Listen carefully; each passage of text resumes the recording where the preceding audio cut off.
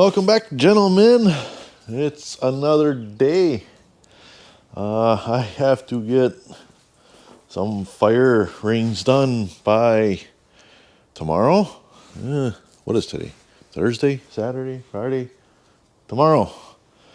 And I gotta get at least one of these two sheets of 3/16. I believe they say that this is like 550 pounds a sheet. From down here on the floor all the way back through that maze of junk to the table back there. And I cannot come in through that back door yet because there's a crap load of snow on the ground and a car in the way. Yeah. So, yeah.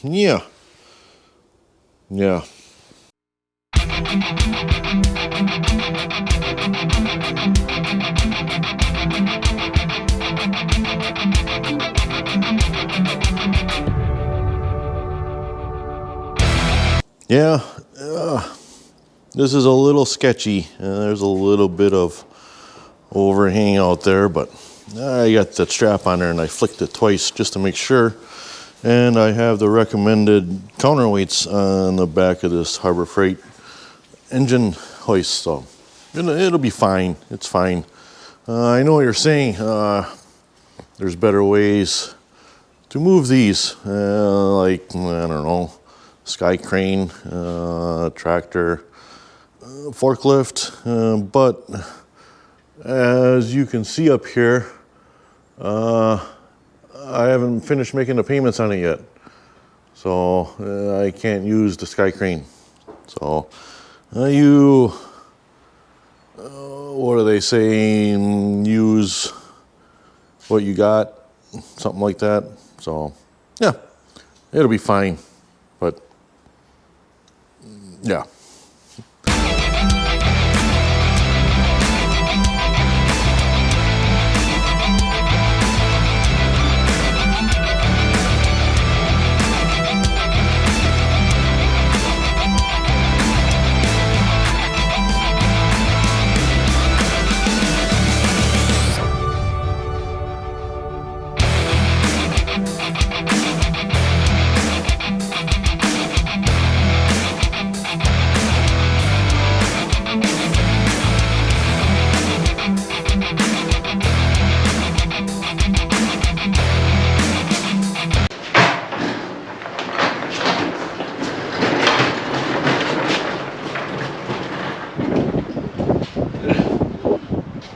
Hopefully you guys can hear. I don't know if you guys can hear. I don't have my mic on. I'm just talking to the camera. This is a Dell tower computer in here that I just leave out here all the time, all winter long, summer. So it freezes, and it gets thawed out and used and freezes.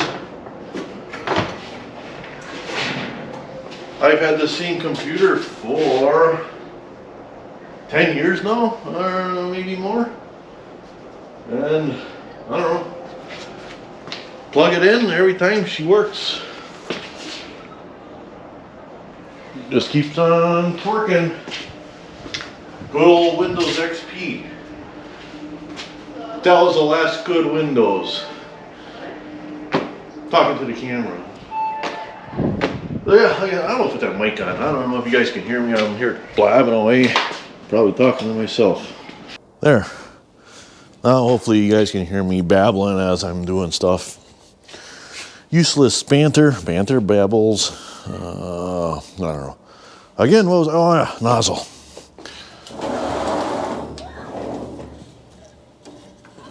So what I was saying is, yeah, the old Dell with the Windows XP, reliable as an anvil, it seems like.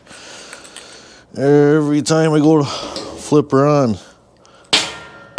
it works. It just twerks. Like I said, this garage typically isn't heated unless I heat it for a project or something. And yeah, this computer just sits out here.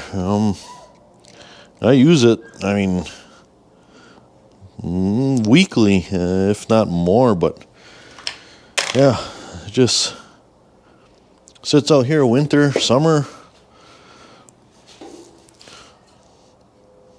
whatever's going on, and just keeps on ticking.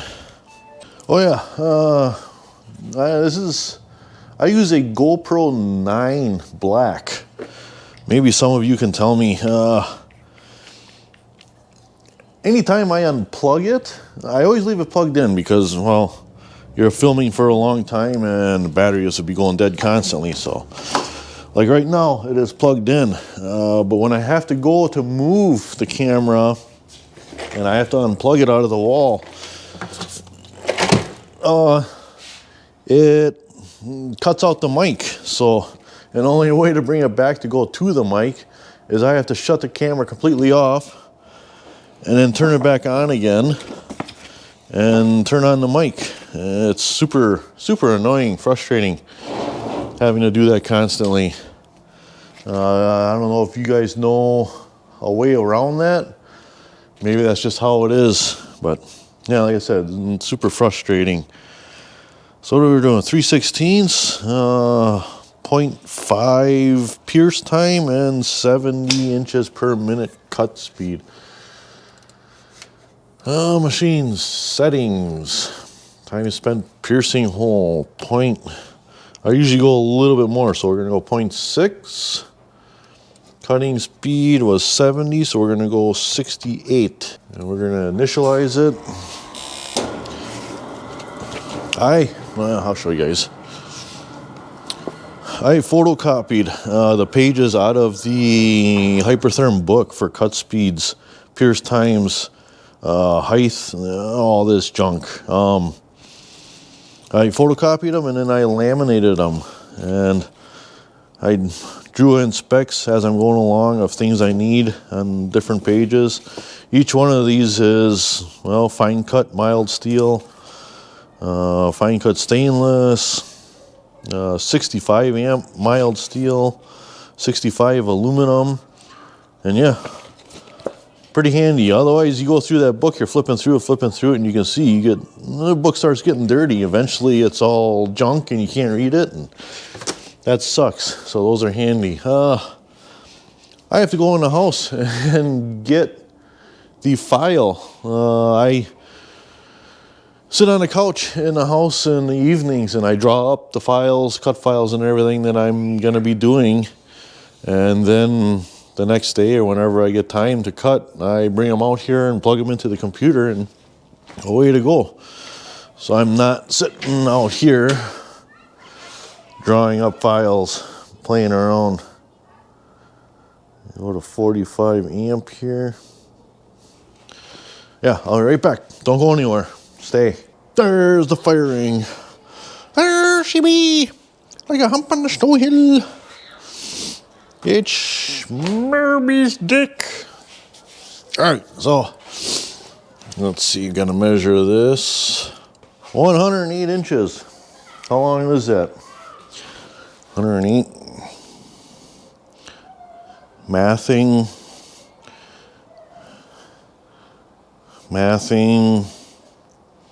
9 feet. That's right.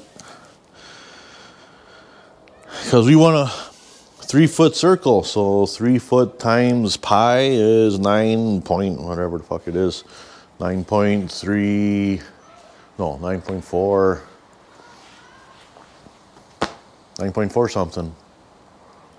What is it? 9.4 something feet. So the sheet's got to be 9.4 feet long. So when you roll it in a circle, it's 3 feet across. This sheet is 10 feet long, and the reason I do that is when you go through the roller, well, at least with my roller, I can't get the very ends rolled, so there's always a little flat that's left on the end of the sheets. So I cut them at 10 feet, I roll them, and then I cut the ends off, so then it's a nice round circle all the way around. You'll see. Just stay there and watch. The edges of these sheets always have round edges from the factory, from mill. So I always try to make those the tops of the fire rings. Depending, I usually get 4 out of a sheet because sheet is 4 feet across. I cut the fire rings at 12 inches. This one is going to be 14 inches, so I'm actually wasting like a little bit. I might make a short one, maybe a little bit smaller, shorter fire ring, just put it out there, or I'll save the material for some other job. But I always get 2 fire rings with that nice round edge. The middle 2, well, then I got to go around with a grinder and round off that top. But you don't take kindly, people don't take too kindly around here. Here's another thing. Every single time I very first cut, there's some kind of valve inside the Hypertherm plasma cutter. It's a 65 Power Max.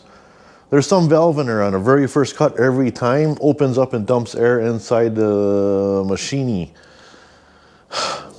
After that first time, that's fine. Oh, I can cut for days and it's okay. But every single time I plug this machine in, the very first cut, some valve opens up and dumps air, and yeah, I don't know. So I always do, well, it's good to do a test cut anyhow. Do this. And see, like dumping air inside of the machine. And now you can't hear me because the air compressor is running. I'll do my second cut and it's going to be just fine.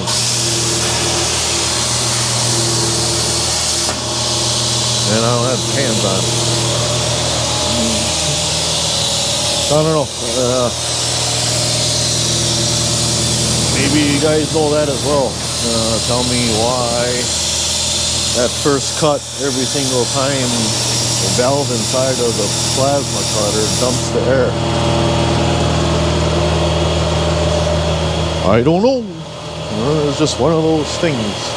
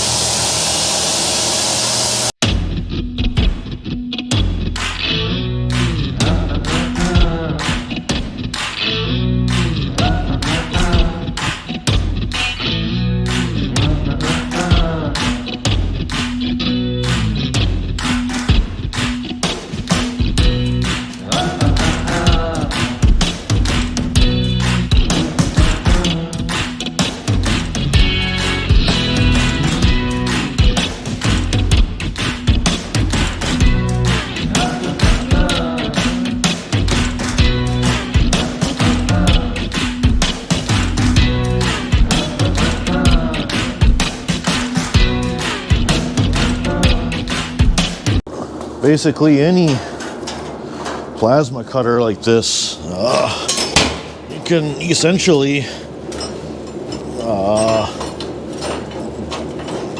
cut a sheet or material or a piece basically indefinitely in length. You just index it up and keep going and going and going. You could set up a roll over on the end here and just keep sending a roll of material through here if you wanted to.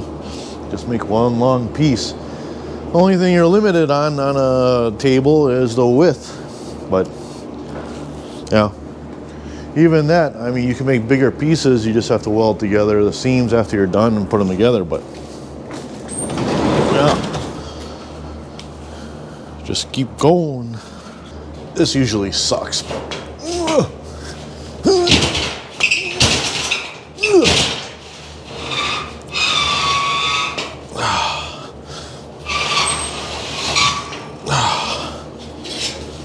That for now. How I find my spot again is that bottom line, that straight line. I just line up this torch right where it ended. So I lined up the center of the torch right where that very end of that line that we're cutting all the way through for the bottom of the fire pit. Lined it up at the very end of that. Bring you guys over so maybe you can see, hopefully. This stand is a little tiny short. So you can see right now that little yellow X, that's where the center of the torch is. This green line is that one that I cut. That's the bottom of the fire pit. So I'm going to bring the very edge of that green line that's down here. I'm going to zoom right in on it and highlight this entire cutting pit, fire ring and everything.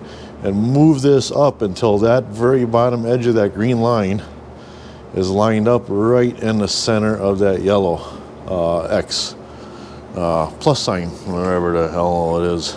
We are going to highlight. Like, I want everything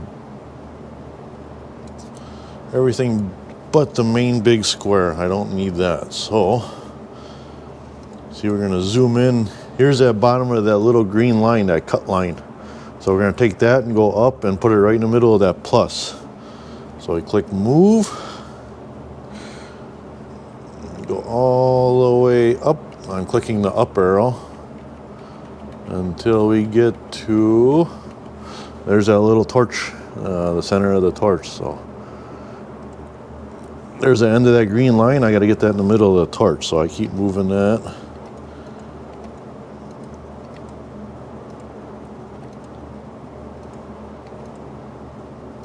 Right there, perfect.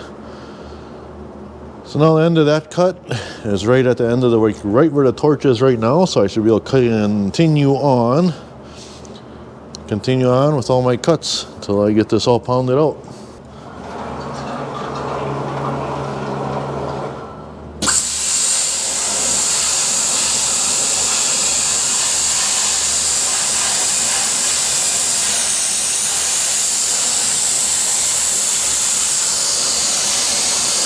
This is one of the cuts I was drawing up last night on the couch, and I was wondering how it was going to turn out. There's a couple of thinner spots. Not bad for artwork, but a little bit thin than I typically like for on a fire ring. Usually a fire ring, I want thick parts so it holds up better. You get really thin parts, the heat over time from the fires kind of ruin the metal, and those thin parts fall out, rust up, disappear. So there's a fire ring. I'm gonna pull this out.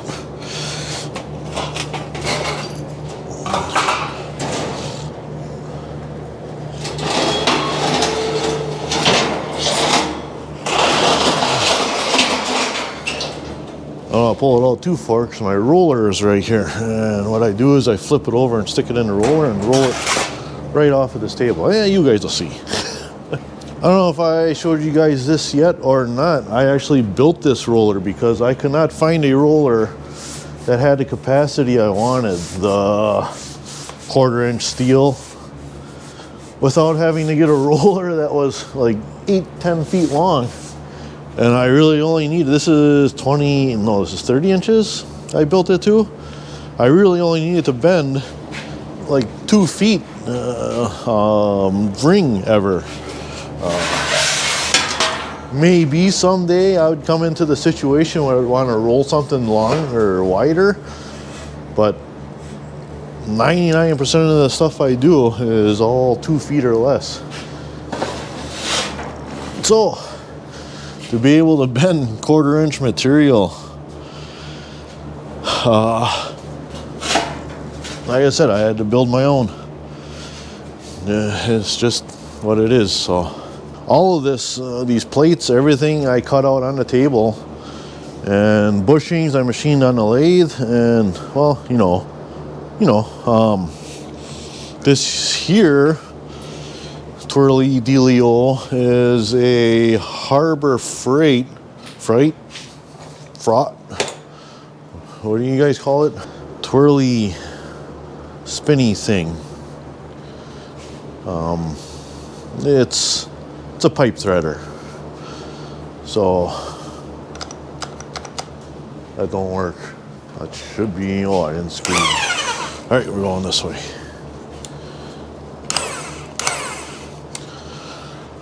So I have written up here, 5 turns in is a 3-foot circle, but I remember the last time I did that, I just went at it, one shot, 5 turns. That's another thing. I can roll these fire rings full width, the full 30 inches. I've done 2-foot tall fire rings. I can roll them in a 3-foot circle, 3/16 material in one shot. Last time I followed my law or rule up here, I have written 5 turns. It actually ended up being a tiny bit too small, I think. So let's go 4 turns. Uno, oh, uno, oh, uy, dos, dos. What is this, Trace? Trace. Trace. And we go to the Audi.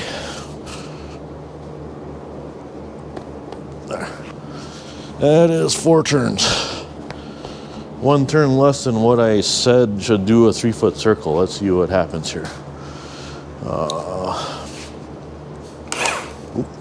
That's the wrong way. And make sure you're rolling it in the right direction. You don't want to roll it out backwards.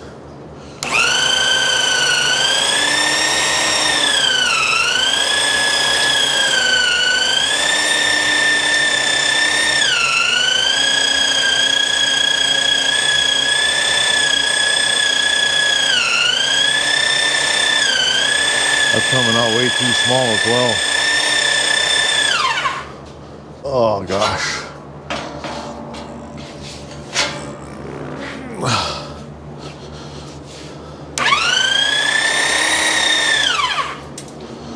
Gonna have to write on there. 3 turns.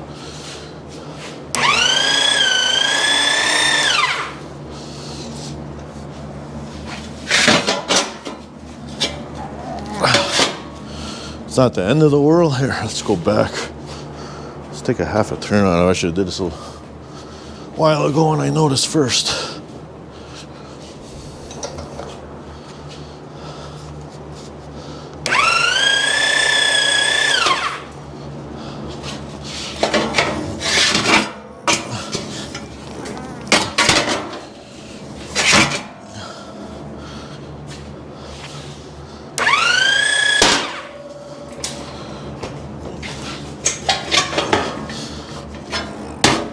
Let's put that up over the top.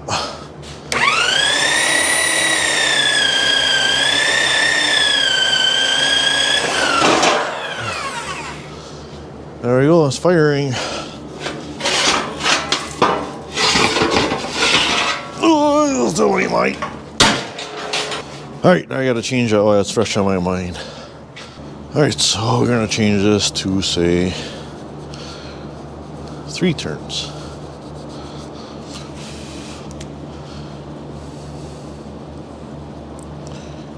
3 turns.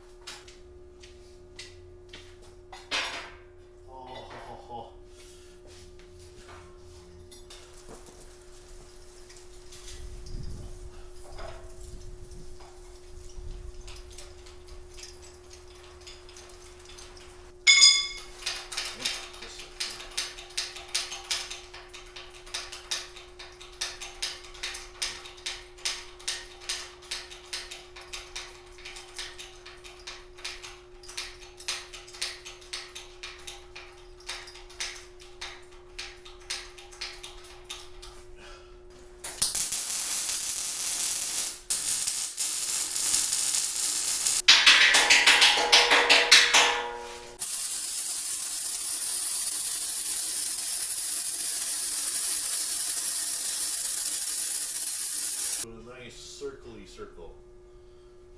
You guys watching? Can you see?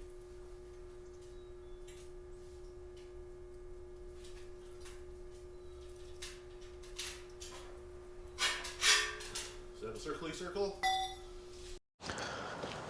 Hey, here we go. It is all done. There's... Whoa, I almost slipped down on my ass. It's completed firing.